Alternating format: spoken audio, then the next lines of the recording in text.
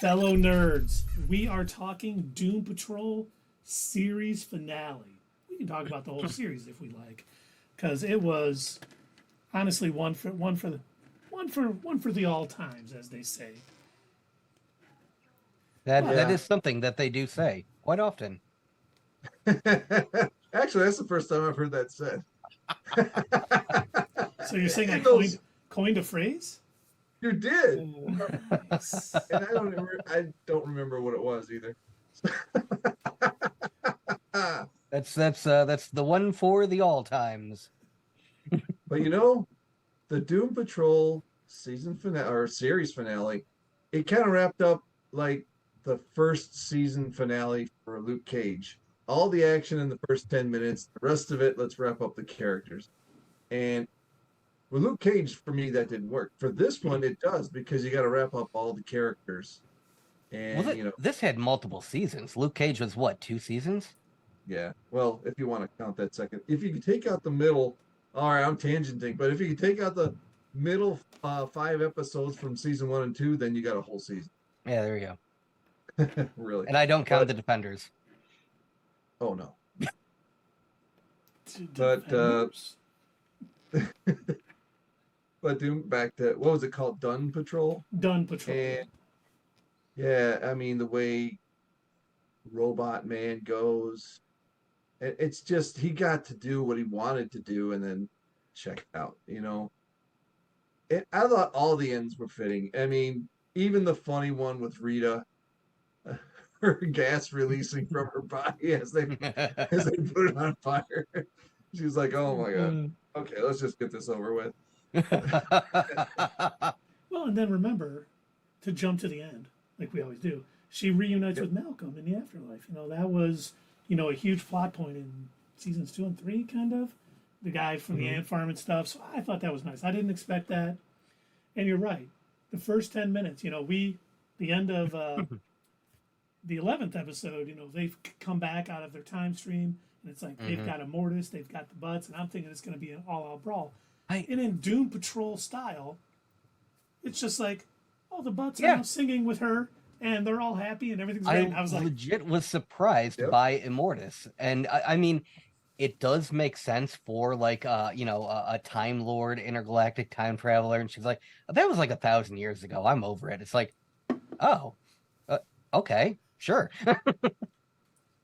Yeah, it's just here's some toenails. Like Keith said, it's to fix their aging. And like Keith said, I love when he's explaining it to Rita. We ate 2 toenails. Don't worry about it. We'll explain later. Yeah, it's in pure Doom Patrol style that you're not bothered by the way they quickly, just ended brush over things. Yeah, just that was it. Right. Yeah, and yeah, I think the one that was the saddest was the Robot Man at the end. It was very, the way he finally got down, held his grandson at that time, and then it just he just had that epiphany, like, it's my time. I need to go. Yep. And I was like, oh man. He has like the visions of his grandson growing up and how it's going to go. And I was like, man, they did a really good job. And, writing all, you would think, much like Luke Cage season 1, where it was wrapped up in 10 minutes and then just had character stuff for the rest of the time. And Dave said it best. It didn't work for Luke Cage, but it definitely worked for this because of our long-standing relationship. We've had much longer with these characters, yeah. Then, Jane going off into space with Casey. I was just kind of like, they didn't set that up that much, but I still, hopefully, Jane's happy. Obviously Kaleidoscope, her new character. I thought that was an odd choice of name, but all right. I mean, I get it, but it's still weird. Yeah, they could have called her Plethora. That really means a lot. It does. That was good. Nobody turned in any gems for a dad joke. I'm sorry. Cheap. Bad. But I mean, overall, this show has been one of those ones, it started on, I almost said Disney Plus. on DC Universe way back when, and I remember I was one of the first ones. I was a founding member of the DC Universe, and I got basically for the shows, but you can read comics too. I still have Yeah. Disney. I really liked that feature. Yeah, and we had Titans, which was terrible, but Doom Patrol, which was fantastic. And the main reason why I signed up for DC Universe was because that was what they were going to use to revive Young Justice. Also fantastic. Yep, and sadly, I don't think we're going to get another episode, but we also got Swamp Thing, which they had one season, which was a great show, and then they canceled it. That was also a good show. And Stargirl, which I watched the first season, it was okay. Had a lot of JSA moments, but I mean, Doom Patrol was the one for all time from DC Universe. You know what's funny about Doom Patrol is it was backdoor piloted in Titans. Something like Doom Patrol should have never worked. It's so strange how it was so much better than Titans ever could have been. And I guarantee they were banking DC, Warner, they were putting all their money into Titans is going to be the headliner. That's going to be the thing that makes us. This is going to be our Game of Thrones. And then, it struggled to do a second and third season. Well, and Doom Patrol went straight for, all the comic book goof stuff. Oh, yeah. And it succeeded. Well, I think that's why they did that. I think that's why the creators felt free to do all the goofy stuff, because I think they didn't have the pressure of thinking that they were going to be the pillar of, holding up the DC streaming service. I think they just had in their heads, we can never do whatever the hell we want.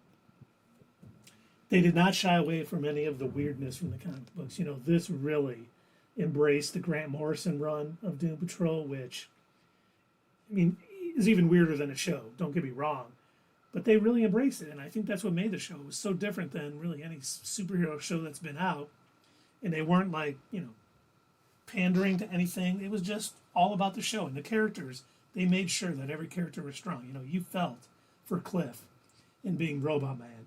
Jane, who I can't think of her name right now. The actress? Crazy Jane? No, I know her name. The actress.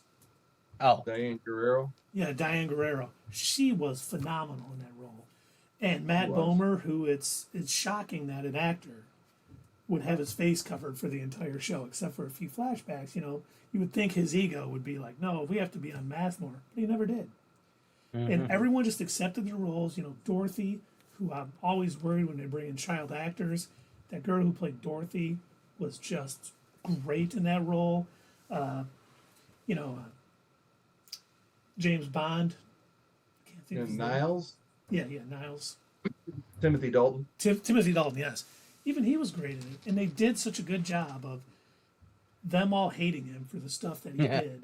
Because when you look at it, it looks like really bad. But as you find out the story overall, it softens a little bit, and even Cliff, not really being the reason that he broke his back. Yeah. Through his time travel. Now that's nuts. Now if you want to wrap your mind around that. But overall, it just did a great job of wrapping up everyone's storyline. And honestly, I couldn't have asked for a better ending. I'm sad it's gone, but I'm glad they landed that ending and made it a little sad, but overall, an excellent show. So I have a fun fact that I want to share with our audience that I did not know about, and I assume you two gentlemen do, because you've been a little bit more entrenched in comics than I have been. But I remember when Doom Patrol first premiered, and we had Niles and we had everybody living in the house. I'm like, oh, this is kind of like a wacky, weird, reverse X-Men or something. And so I looked up to see was that the inspiration for Doom Patrol, only to find out it's the other way around. Doom Patrol premiered first, and the idea of superpowered beings all living under a house inspired X-Men. Wow, when was that? In the 50s? No, X-Men came out in 67, I think. Yeah, and Doom Patrol also came out then, but it came out 5 months before. Yeah. Wow. I would not have guessed that. That's I wouldn't an have either. Fun fact. Yep. I definitely, X-Men obviously is a lot more popular than Doom Patrol, but Oh yeah. the X-Men didn't go for the bizarre and the wacky as much as the Doom Patrol. No. And yes, Dinky Soulman, somebody please talk in the stream. We definitely need chatters. If you're out there, you have questions, let us know. We always love talking to people. I can see one extra person out there. Come on, speak up. Let's hear it. But, I mean, I don't know if there's much more to say. I mean, if you haven't watched Doom Patrol, you have 4 seasons of wonderful television to watch. If you have watched it, let us know what your thoughts are on the season finale. Did it land for you? Was it great? Should we rate the series, the finale, both? Well, since this is the series finale, should we go ahead and wrap it up with a nice little bow that it deserves and give it an overall rating for the series? I think so. Sure. I'm all for it. All right. Dave, you want to go first? I have to go first. Come You on. always go You don't first. have It's to. your job. Overall series. Oh boy.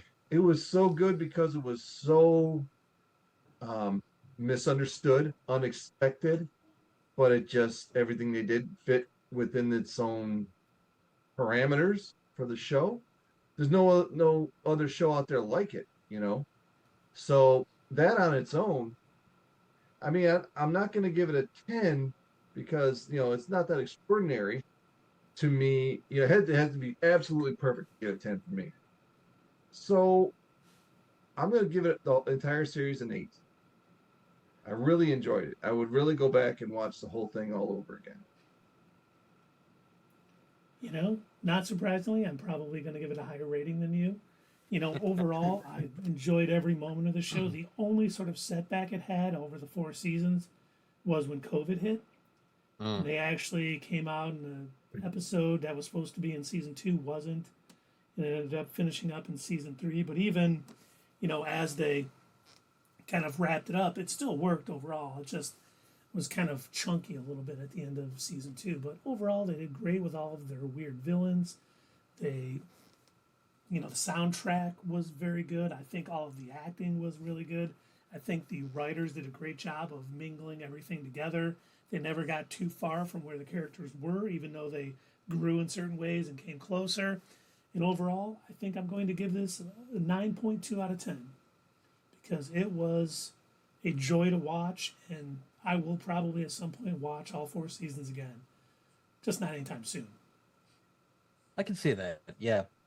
So, I've said this before in our previous videos and reviews where we've talked about Doom Patrol, but it was definitely something fresh. It was something new and interesting that not enough creators are.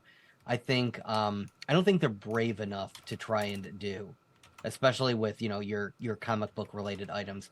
The only other person that I could see pulling this off that has pulled this off would be James Gunn.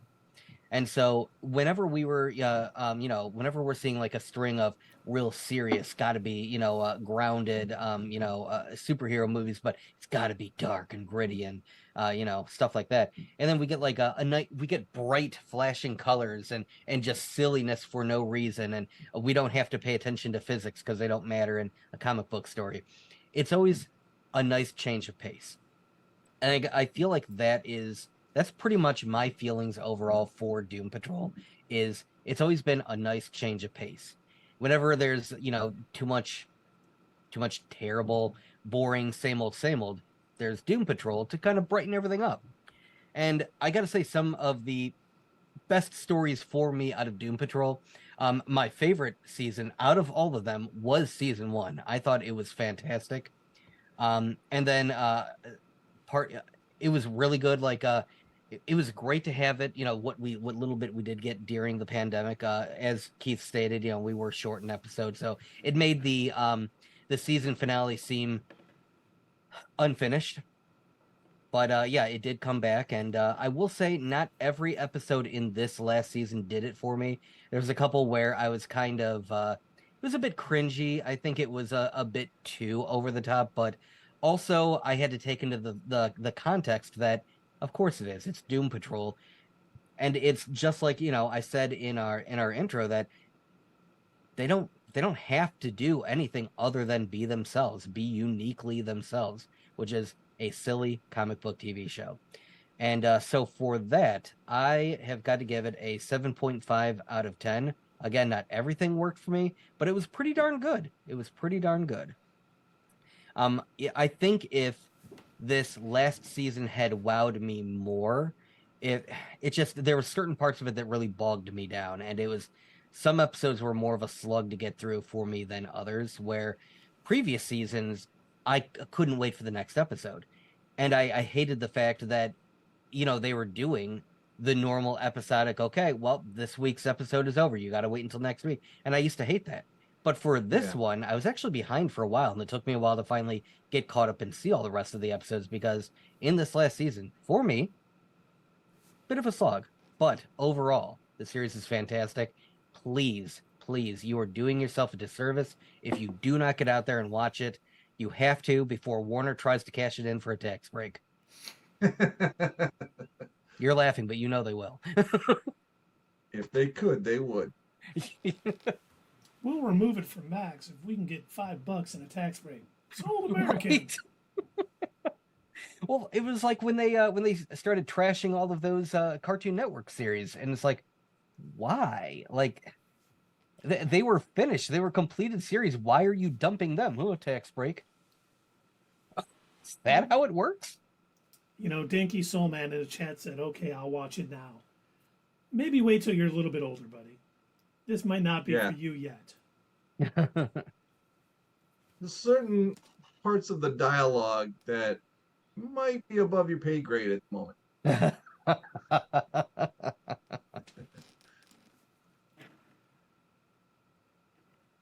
Oh, you already started.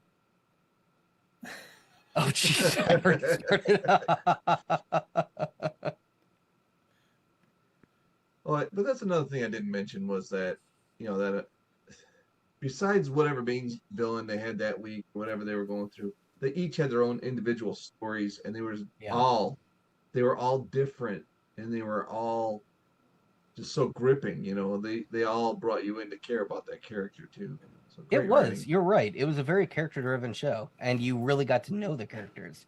And again, maybe that's why this last episode worked so much better than Luke Cage. We just had more time getting to know these characters, and they had so much time to grow and breathe. Yeah, and to wrap them up like in a meaningful way. Mm-hmm. Well, remember with Luke Cage, it was like when Mashallah Ali was playing Cottonmouth. The first half of the season was tremendous. Yep. And then for whatever odd reason, they killed him halfway through the season, and then the second half of the season dragged. Mm-hmm. And then the first half of the second season dragged. And they brought in, I forget the villain's name from season 2. He finally showed up, and then it got good. So they had one good season as the bread in the Luke Cage season sandwich. No meat in the middle. It was all in the middle was just lettuce. Can we keep that term? Can we trademark that? Season sandwich? Yes. Yes, we can. I love it. And Dave, it wasn't lettuce. It was kale. We're not going to insult lettuce in the industry. Oh. Yeah. Kale and spinach. Well, spinach ain't so bad. I like spinach. Hey fellow nerds, I hope you enjoyed this video, and if you want to see more of this stuff, make sure that you check out our Twitch stream. We try to do these live Sunday or Monday nights, 8 p.m. Eastern Time. Keep an eye on our social media to find out when you can join in live and chat with us during these live streams. Also, as usual, don't forget to check out our other social media. Add us at Twitter, comment down below, and we'll see you next time right here on Not Your Status Quo.